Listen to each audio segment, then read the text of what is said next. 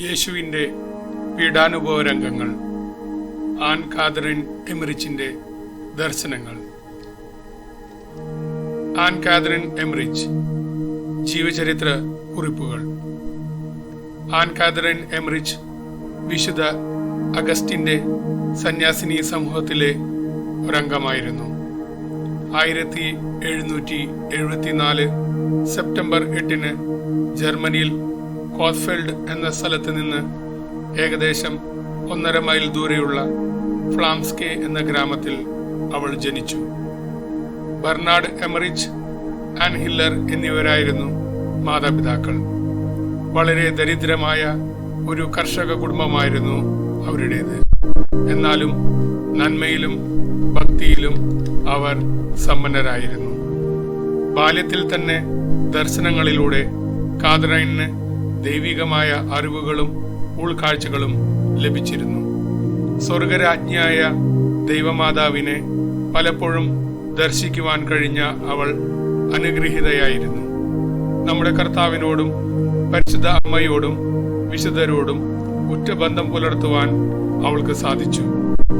എമറിച്ചിന് ലഭിച്ചിരുന്ന ഉൾക്കാഴ്ചകളും ദർശനങ്ങളും ആദ്യകാലങ്ങളിൽ വളരെ നിഷ്കളങ്കതയോടെ മറ്റുള്ളവരുമായി പങ്കുവച്ചിരുന്നു.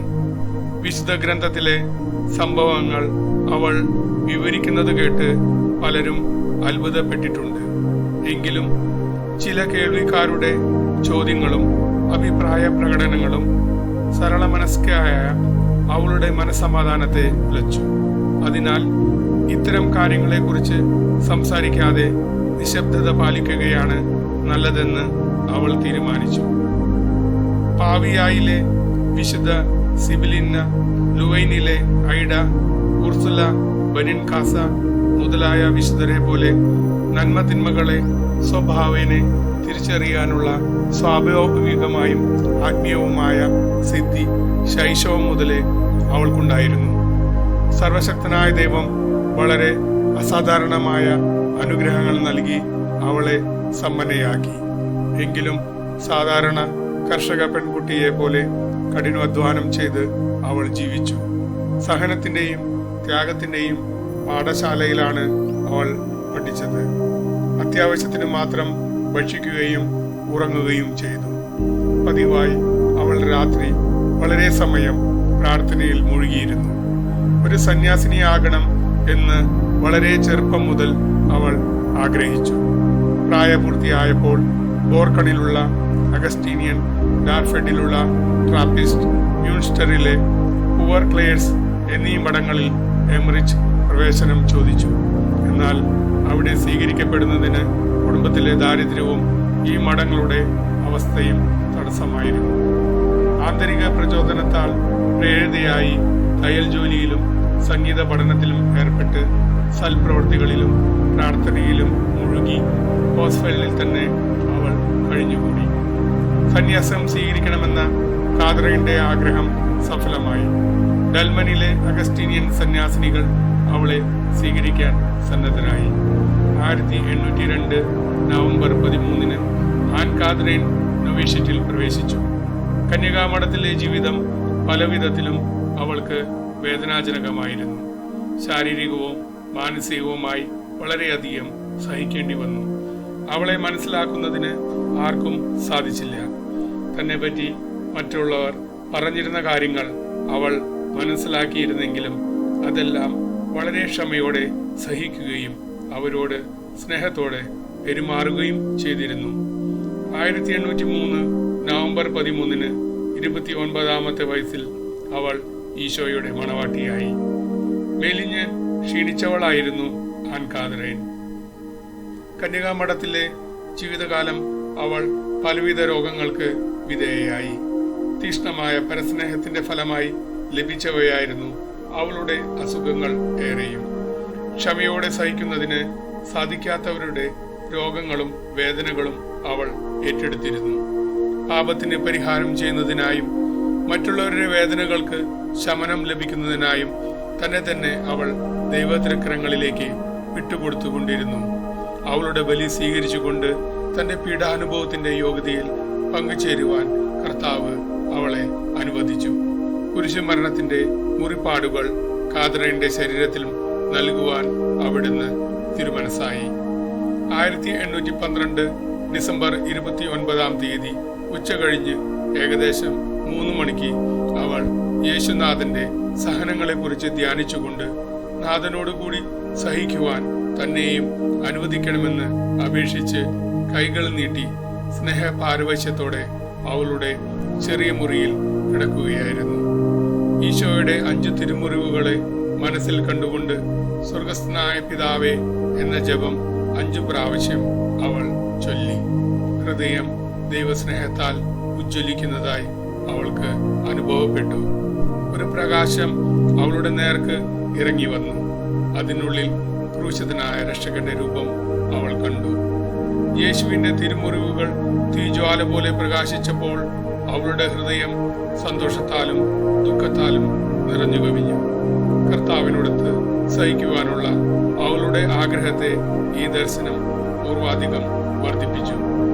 രക്തത്തിന്റെ നിറമുള്ള അമ്പ് പോലെ കൂർത്ത കതിരുകൾ ക്രൂശിതനായ യേശുവിന്റെ തിരുമുറിവുകളിൽ നിന്നും പുറപ്പെട്ട് കൈകാലുകളിലും ശരീരത്തിന്റെ വലതുവശത്തും തുളച്ചു കയറുന്നതായി അവൾക്ക് അനുഭവപ്പെട്ടു. മുറിവുകളിൽ നിന്നും രക്തത്തുള്ളികൾ ഒഴുകുവാൻ തുടങ്ങി. അവൾ ബോധരഹിതയായി തീർന്നു. ബോധം തെളിഞ്ഞപ്പോൾ തന്റെ ഉള്ളംകൈയിൽ നിന്നും രക്തം ഒഴുകുന്നത് ആശ്ചര്യത്തോടെ അവൾ നോക്കിക്കണ്ടു.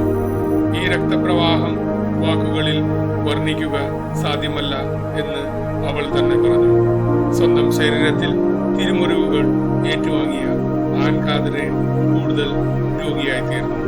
ഖരരൂപത്തിലുള്ള ഭക്ഷണം കഴിക്കുവാൻ അവൾക്ക് പ്രയാസമായി.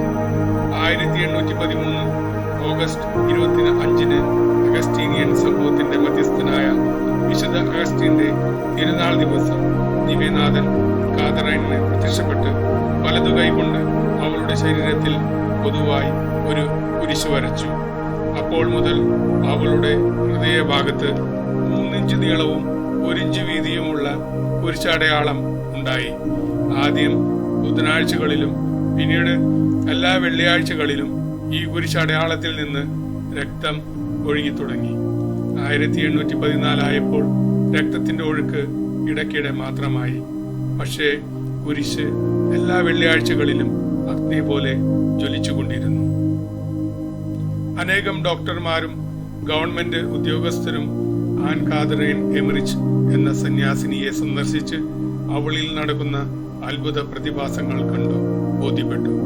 വിവരിക്കുവാൻ സാധിക്കാത്ത സഹനം തിരുമുറിവുകൾ അവൾക്ക് നൽകി.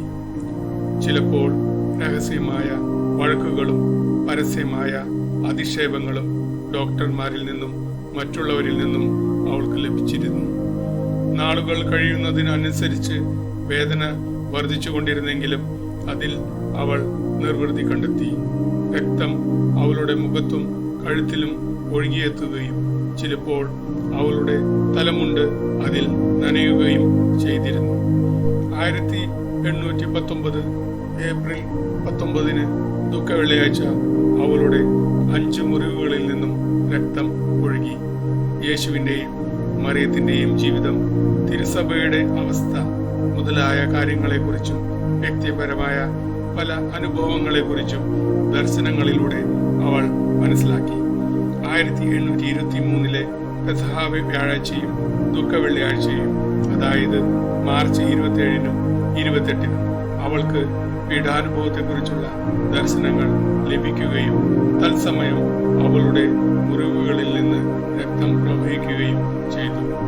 ഈശോയുടെ പരസ്യ ജീവിതകാലത്ത് നടന്ന സംഭവങ്ങൾക്ക് പുറമെ പരിശുദ്ധാത്മാവിന്റെ ആഗമനത്തിന് ശേഷം അപ്പോസ്തലന്മാരുടെ ഏതാനും ആഴ്ചകളിലെ പ്രവർത്തനങ്ങളും അവൾ കാണുകയും വിശദീകരിക്കുകയും ചെയ്തിട്ടുണ്ട്. അവൾക്ക് ലഭിച്ച ദർശനങ്ങൾ വെറുമൊരു ആധ്യാത്മിക അനുഭൂതിയായിട്ട് മാത്രമല്ല അവൾ കണക്കാക്കിയത്. പ്രത്യുത ക്രിസ്തുവിന്റെ യോഗ്യതകൾ തിരുസഭയ്ക്ക് നൽകുന്നതിനായി അരൂപിയിൽ നിറഞ്ഞ് ദൈവത്തോട് നടത്തിയ ഹൃദയംഗമമായ പ്രാർത്ഥനയായിട്ടാണ്. ലഭിച്ചിരുന്ന ദർശനങ്ങൾ ഒരിക്കലും അവളുടെ ക്രിസ്തീയ ജീവിതത്തിന്റെ ബാഹ്യരൂപത്തെ സ്വാധീനിച്ചിരുന്നതായി നാം കാണുന്നില്ല. അവളുടെ ജീവിതത്തിൽ അവയ്ക്ക് വലിയ